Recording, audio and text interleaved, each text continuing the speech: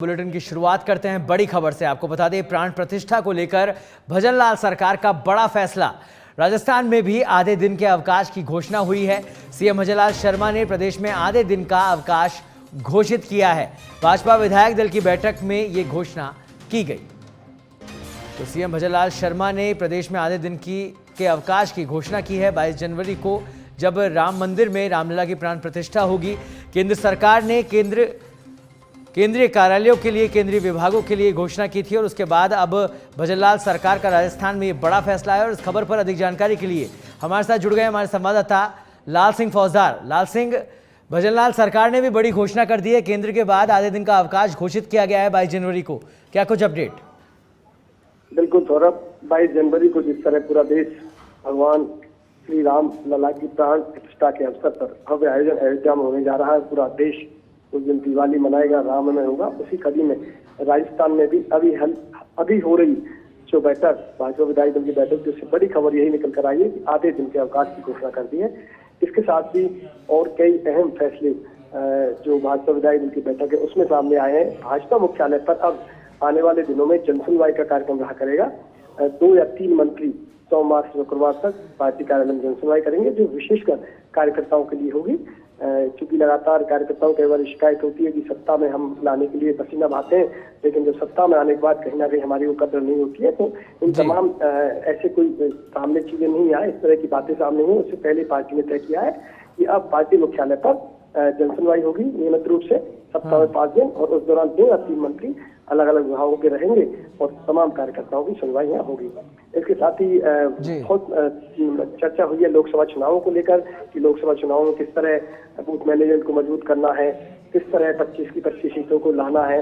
इसके साथ ही विधानसभा कल जो सत्र शुरू हो रहा है उसको लेकर भी चर्चा हुई है कि कैसे विधानसभा सत्र में कल आप मंत्रियों को कहा गया कि आप पूरी तैयारी के साथ आइए, आपके विभाग हैं उनकी पूरी तैयारी करके आइए, जो और विधायकों के जो सवाल है उनका जवाब भी पूरा मिलना चाहिए। जो जानकारी वो चाहते हैं उसकी पूरी तरह से जानकारी मंत्री के पास होनी चाहिए, इसकी तैयारी के साथ आए।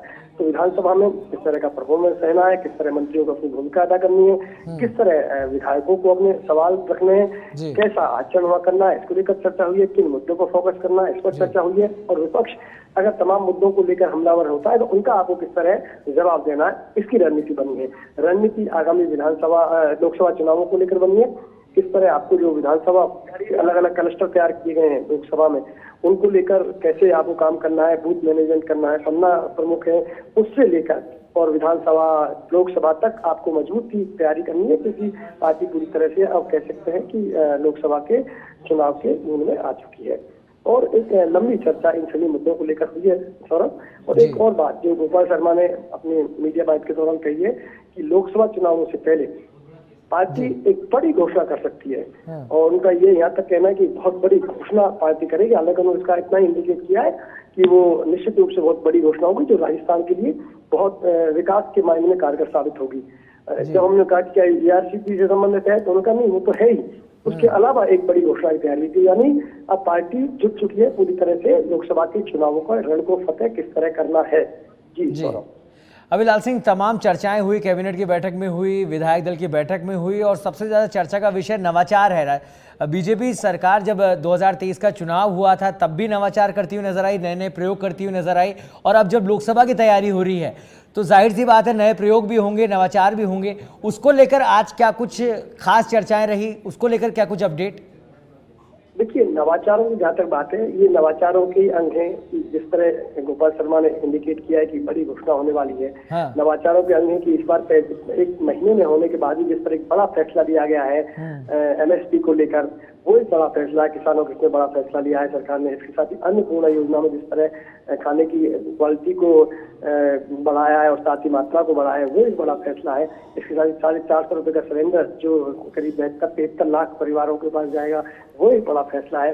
तो जनहित में लगातार फैसले लिए जा रहे हैं। एक ठीक है, चलिए, पूरी तरह से तैयार, मतलब बीजेपी यहाँ पर 2024 लोकसभा चुनाव को लेकर पूरी ताकत झोंकना शुरू कर चुका है। बहुत बहुत धन्यवाद इस तमाम जानकारी के लिए लाल सिंह।